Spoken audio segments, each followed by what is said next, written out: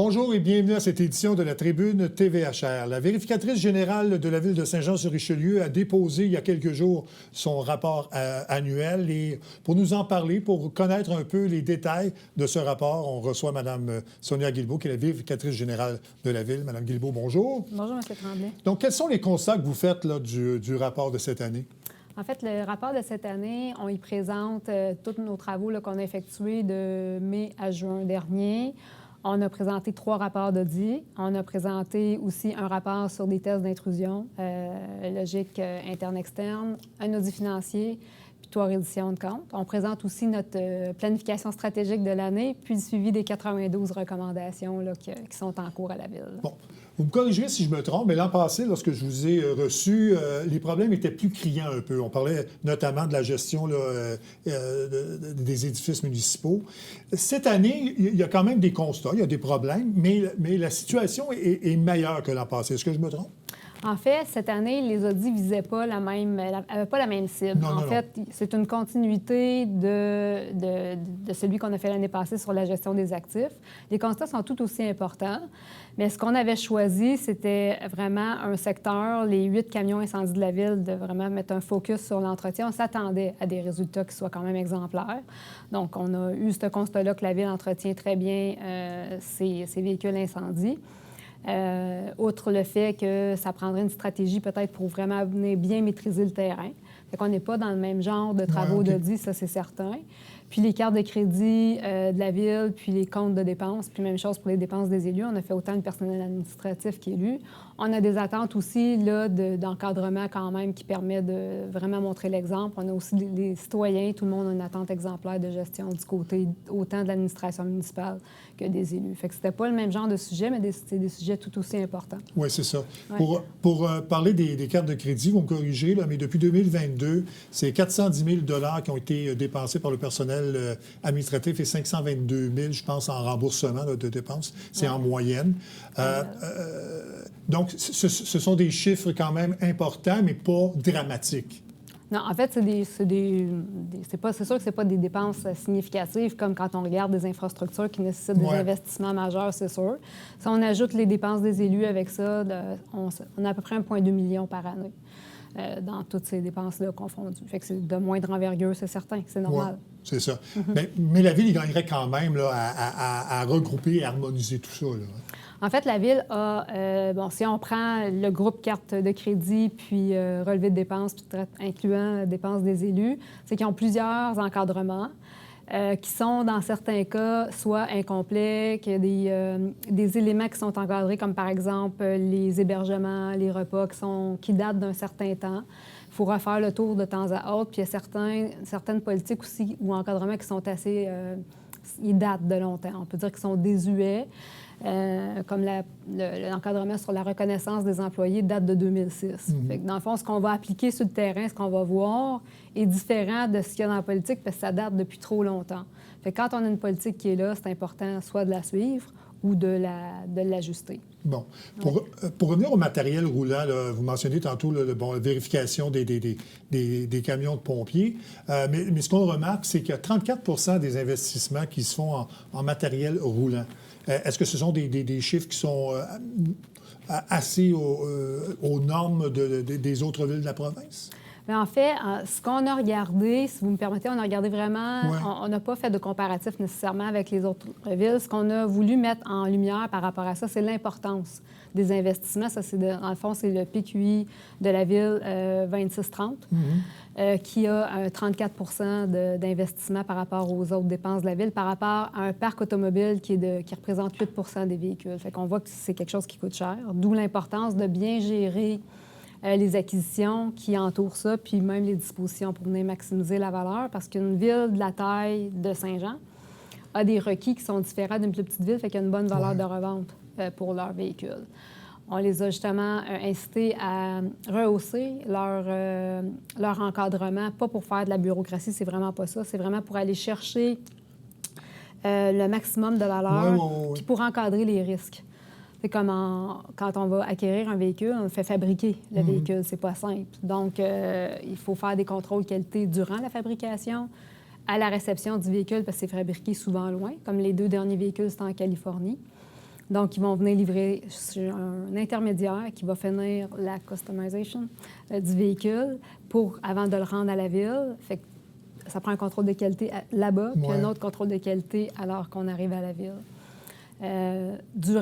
Puis il y a aussi de faire revoir les devis techniques par un ingénieur. C'est important. Même si on a quelqu'un qui a les compétences techniques, c'est important d'avoir un ingénieur qui va venir s'assurer que les requis sont les bons, que les besoins sont les bons, puis ça va permettre justement de contre-vérifier tout ça. Bon. On a parlé donc le cadre de crédit de la ville, les dépenses admissibles du personnel, mais il y a aussi les dépenses admissibles des personnes élues. Le rapport mentionne que ces dépenses-là sont conformes, mais on doit quand même porter une attention particulière à ces dépenses-là. Oui, en fait, les dépenses sont essentiellement conformes, là, outre les vêtements là, qu'on a relevés, mais c'est vraiment pas grand-chose. C'est un 6 000 là, sur une période de 2022 à 3 ans et demi, fait que c'est pas très grave. Puis la Ville, en fait, n'avait pas réalisé à cette époque-là là, que c'était pas admissible. En fait, ce qu'on recommande, c'est qu'il y a 50 des dépenses qu'on a vues qui seraient des dépenses de service. Si on regarde le type de dépenses que c'était, il y avait notamment de l'aide à des organismes. Habituellement, c'est géré par la politique des loisirs.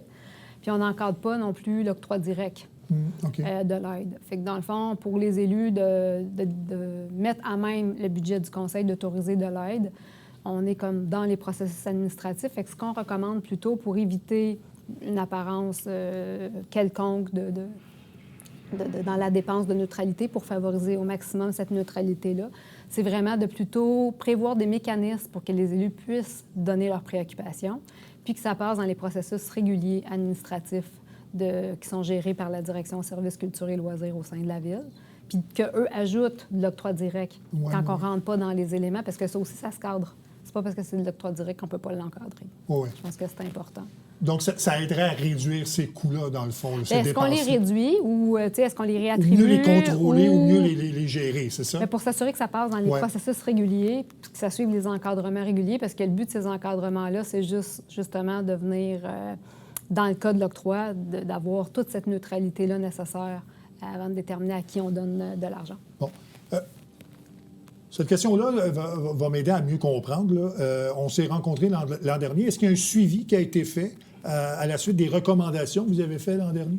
Oui, en fait, on fait 2 types de suivi. Le premier, c'est qu'on va valider les plans d'action que la Ville va nous déposer pour nous assurer que s'ils mettent les actions en place comme prévu, que ça va vraiment répondre aux recommandations. Fait que on a validé tous les plans d'action jusqu'à date. Ça répond essentiellement, sauf les 2 derniers qu'on a faits, parce qu'on les a déposés en mai. Fait qu'il faut laisser la Ville travailler.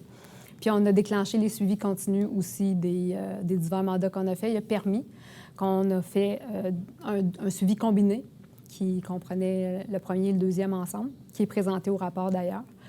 Puis l'autre est en cours, les premiers suivis, parce qu'on commence là, à mettre naturellement le bureau en place et tout, là. Ce qui étaient les 2 gros audits de l'an dernier, là, sont en cours actuellement. Ils sont en cours. Les suivis, exactement. Le résultat va être présenté au rapport dans les prochaines. Voilà. Donc, si j'ai bien compris, dans l'audit financier, il y a 92 recommandations que vous faites à la Ville de Saint-Jean-sur-Richelieu. Les 92 recommandations, c'est pour tout. Les audits de performance, oui, il y en a 82 qui sont pour... c'est 82 de mémoire sur les 92, oui, c'est ça. 82, c'est les audits de performance. Donc, permis, gestion des actifs, puis carte cette année qu'on a fait et dépenses. On a 9 recommandations financières, puis une pour les subventions de plus de 250 000. C'est ça. Bien, vous l'avez dit en début d'entrevue, c'est quand même, ça reste important, mais c'est pas majeur comme l'an dernier parce que le dossier de la gestion des édifices municipaux, c'était quand même important et majeur parce que ça, avec la ville vieillissante qui est Saint-Jean-sur-Richelieu, il fallait quand même faire un constat de la situation des édifices ici. Tous les audits sont importants. Oui, on comprend toute l'importance, oui, c'est ça. Mais c'est sûr que la criticité, dans le fond, du sujet, si vous voulez le voir ainsi, c'est sûr qu'il y a une différence. C'est pas sélectionné pour sa criticité cette année. C'est pour sa sensibilité puis l'importance de démontrer un niveau éthique irréprochable dans l'administration municipale. Bon, je sais que c'est très tôt, mais est-ce qu'il y a une bonne réception de la Ville de Saint-Jean à votre rapport de cette année? Oui, on le sait déjà. Très bonne réception. Ils ont toujours été, depuis le début, là, très réceptifs, sont dans l'action pour faire les plans, poursuivre. On communique avec eux en continu. sont toujours très réceptifs. Madame Guilbeault, merci beaucoup d'être venue nous en parler. C'est toujours important et intéressant. Et puis, passez un très bon été. Puis, on se retrouvera l'année prochaine pour le prochain rapport de votre bureau. Merci beaucoup. Parfait. Merci, M. Tremblay. On fait une courte pause et on revient tout de suite après.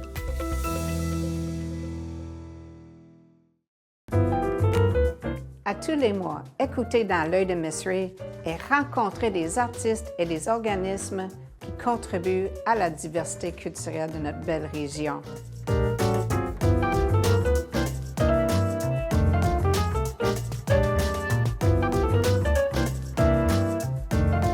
Ensemble, nous gardons l'art vivant. À tous les lundis, 18h30, sur les ondes de TVHR.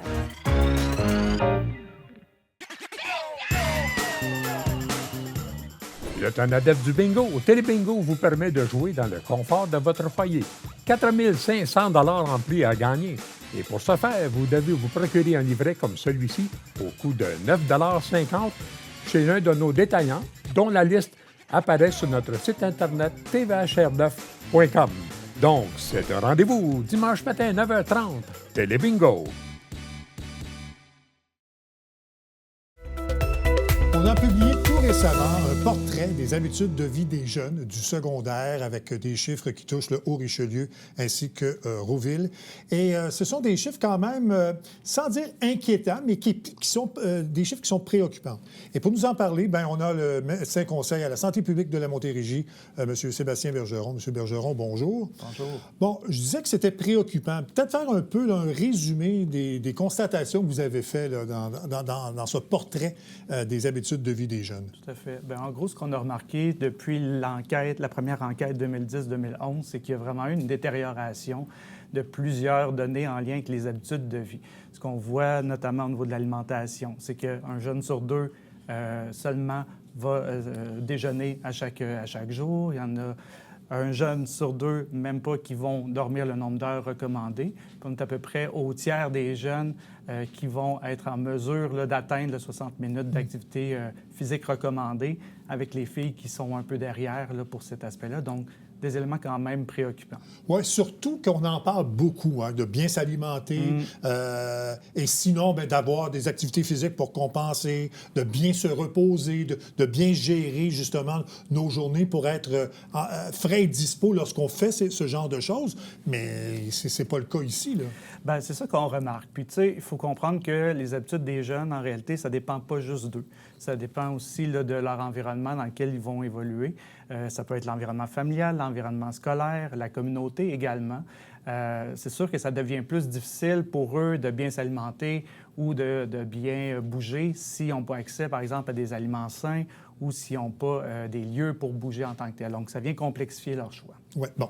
On va d'abord parler là, du secteur de l'alimentation. Oui. Bon, vous l'avez dit, c'est un jeune sur deux à peu près qui déjeune avant de partir et surtout, ces jeunes-là ne prennent pas les portions nécessaires de fruits et légumes. On parle de 5 portions, je pense, par jour. Tout à fait. Quel est le constat qu'on fait et qu'est-ce qu'on doit faire, justement? Comment on peut les aider dans le quotidien pour réaliser ça? Bien, il y a plein de choses qu'on peut faire. C'est ça qui est agréable, au moins, c'est que c'est encourageant. Il y a des solutions. Oui, c'est ça. C'est pas catastrophique, irréversible, c'est qu'il y a quand même des choses qu'on peut faire. Pour ce qui est des fruits et les légumes, on sait, les ados, c'est pas vraiment là, leurs aliments préférés. Hein. Ma mère vous dirait que pas juste les ados. Oui, ça peut dépendre de chaque individu. Mais on sait que chez les ados, c'est peut-être pas leurs aliments préférés. Ça reste que c'est pas des aliments que... Un jeune ne va pas détester tous les fruits ou tous les légumes, il va juste en détester quelques-uns puis en aimer d'autres. Fait que peut-être déjà d'encourager là, l'achat des fruits et des légumes qui sont vraiment plus appréciés par le jeune, ça peut aider. De l'amener aussi à cuisiner, ça peut aider.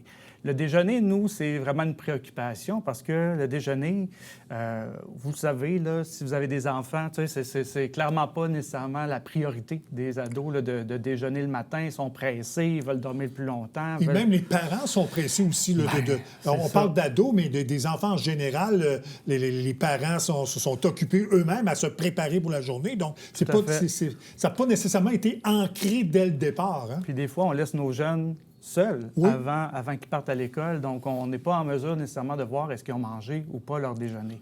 Puis, c'est important pour les parents, justement, de savoir, d'avoir cette discussion-là avec le jeune. Est-ce que tu prends le temps de déjeuner le matin? Puis si non, pour quelle raison? C'est-tu parce que tu te couches trop tard la veille, donc tu veux dormir le plus possible avant d'y aller? C'est-tu parce que tu préfères te mettre beau, belle pour te sentir bien dans ta peau? C'est-tu parce que tu n'as juste pas faim quand tu te lèves le matin? Ça peut être aussi le stress qui explique là, le manque d'appétit que certains peuvent avoir. Puis dans certains cas, ça peut être en effet une façon de contrôler le poids ou même de perdre du poids, là. Donc, c'est de s'intéresser à ça, puis de trouver aussi des options, qu'est-ce qu'on peut faire pour amener notre jeune à déjeuner, tu sais?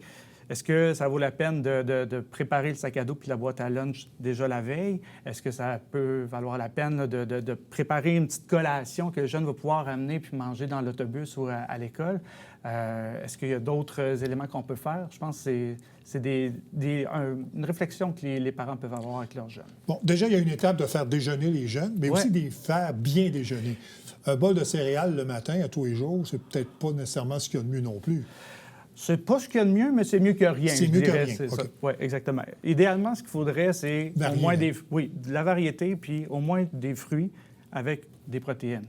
Donc, ça peut être une pomme avec une barre protéinée, ça peut être des céréales avec du lait, puis des fruits à l'intérieur, ça peut être se faire un petit smoothies en s'assurant d'avoir là, des protéines, des fruits et tout ça. Bref, il y a plein de façons d'être imaginatif, mais l'important, c'est de déjeuner parce que ça a des impacts là, sur l'énergie, sur la santé physique, sur la santé mentale, l'humeur, la gestion des émotions, mais aussi sur la concentration, donc sur la réussite scolaire potentiellement. Oui, c'est ça. Pour venir aux portions de fruits et légumes, vous allez peut-être trouver que c'est une drôle de question, mais je vous la pose quand même parce que mes enfants me l'ont déjà demandé. Quand on parle de 5 portions de fruits et légumes, est-ce que ça peut être 5 portions de fruits, 0 légumes, ou 5 portions de légumes, 0 fruits? Vous voyez venir la question parce que c'est souvent plus facile de manger des fruits que des légumes. Bien, c'est très intéressant. C'est des belles discussions que vous avez avec vos enfants. Bien, tu sais, je pense que ça reste quand même une vieille recommandation, le fait de manger 5 légumes, 5 fruits. C'est pas nécessairement la norme. Non, c'est que ça faisait partie de l'ancien guide alimentaire canadien. Puis depuis 2019, là, ça a tout été révisé. Puis là, ce qu'on veut surtout, c'est que dans une assiette standard, que ce soit le déjeuner, le dîner ou souper, que la moitié de l'assiette soit occupée par des fruits et des légumes. Après, que ce soit une portion, 2 portions, ça devient mêlant au final. Puis je pense que c'est préférable d'y aller avec des proportions plutôt que des portions. OK. Donc, à peu près 50 de ce qu'on mange doit être des fruits et des légumes. C'est à peu près ce qu'on doit comprendre. C'est ça. Le quart devrait être des protéines, que ce soit des protéines animales, des protéines végétales. Puis le reste devrait être, là, idéalement, des grains entiers, donc tout ce qui est blé, avoine et compagnie pour être le plus optimal possible selon le dernier guide alimentaire canadien. Parfait. Donc, ce qui est de l'alimentation, donc, c'est inquiétant, mais c'est pas irréversible. Il faut juste conscientiser les ados de l'importance de bien déjeuner le matin. Puis s'assurer aussi de jouer sur les conditions pour les faire déjeuner. Donc. Parfait. Mais il y a quand même, pour revenir à ça, il y a quand même un ado sur 4 là, qui n'en consomme pas assez, hein, selon le portrait que vous avez fait. Hein, c'est exactement. Ça? Mais ce qu'il y a de bien avec les légumes particulièrement, c'est qu'on peut quand même les camoufler dans un peu tout. Hein? Tu sais, qu'on se fasse des omelettes, qu'on se fasse des sauces à spaghetti. Oui, on peut se faire des salades, mais habituellement, c'est pas ce que les ados vont préférer en général. Mais tu sais, quand vous en mettez dans le couscous, quand vous en mettez dans le riz et tout ça, c'est d'autres façons d'aller chercher là, des légumes. Mais intéressez-vous, c'est quoi les légumes que votre jeune aime, puis achetez ceux-là. Puis pour éviter le gaspillage, vous pouvez aussi les acheter congelés. Comme ça, bien, ça fait moins de gaspillage puis moins de perte d'argent et d'irritation à la fin. Parfait. Deuxième aspect, donc, de ce portrait-là, c'est l'activité physique. Oui. 29 des ados en font au moins 60 minutes par jour, ce qui veut dire qu'il y a 70 des jeunes qui font moins d'une heure d'activité physique. Ça aussi, c'est préoccupant. Bien, c'est préoccupant dans le sens que l'activité physique, en réalité, ça a plein de bienfaits. Hein, sur la santé des muscles, sur la santé du cœur. On parle d'une simple marche, hein, c'est ça? Hein? Bien, la marche, mais idéalement, tu sais, la recommandation de 60 minutes, ce qu'on viserait, c'est de faire une activité physique qui nous donne un peu chaud puis qui nous essouffle un peu. Donc, qui demande de l'effort. C'est ça, qu'il y ait quand même, tu sais, que la patate, elle puisse pomper un petit peu, là. Donc, pour vraiment avoir un peu plus chaud puis être un peu plus essoufflé. Fait que souvent, les parents vont se dire, ben là, je vais l'inscrire à telle activité, à tel sport, ou il fait des cours d'éducation physique, là, 1 ou 2 fois par semaine. Bien, c'est pas suffisant. Il faut vraiment miser sur le 60 minutes par jour. Puis idéalement, de bouger avec eux, ça va être une façon de peut-être les motiver davantage là, en tant que tel. Et si on les fait travailler, probablement qu'ils auront plus faim. Donc, le lendemain, ils auront probablement plus le goût de déjeuner pour s'énergiser et faire de l'exercice physique. Bien, tout est dans tout, hein, comme on dit. Mais en même temps, si on veut les faire bouger, bien, on veut s'assurer aussi qu'il y ait l'énergie pour bouger. Tout à fait. Oui, c'est ça. Donc, l'alimentation et le sommeil, ça va être quand même super important. Puis, comme on le dit, bien, c'est bon pour la santé physique, mais c'est aussi bon pour la gestion des émotions, la gestion de l'humeur. Puis, ça l'aide aussi à la concentration, là. Donc, tous ces éléments-là, au final, ont des bienfaits pour les ados. C'est ça. Les chiffres qu'on vous mentionne dans l'entrevue, là, on va les voir à l'écran sur un tableau, mais c'est généralement des chiffres là, qui concernent et la Montérégie et aussi le Haut-Richelieu, parce qu'il n'y a pas beaucoup de différence entre le Haut-Richelieu et la Montérégie dans les chiffres qu'on vous propose. Donc, pour revenir à l'activité physique, là, ce qu'on remarque aussi, c'est qu'il y a 1 ado sur 4 là, qui est suffisamment actif dans les loisirs et les transports. Donc, encore là, ça amène au manque, aux 60 minutes qu'on parlait tantôt. Là. Tout à fait, tout à fait. Fait que, dans le fond, pour bouger, on ne doit pas juste se fier à des activités qui sont organisées. C'est qu'on peut bouger quand on se déplace, quand on va voir des amis, quand on va à l'école, quand on va au travail, par exemple. Ou des fois, on prend l'autobus, on pourrait y aller à pied, par exemple. Oui, tout à fait. Le transport en commun, c'est une belle façon de bouger, là, plutôt que d'utiliser l'automobile ou d'aller porter son enfant directement à la porte là, de l'école. C'est des façons d'augmenter l'activité physique. C'est sûr qu'un des aspects super importants pour si on veut rendre nos jeunes plus actifs, c'est les écrans.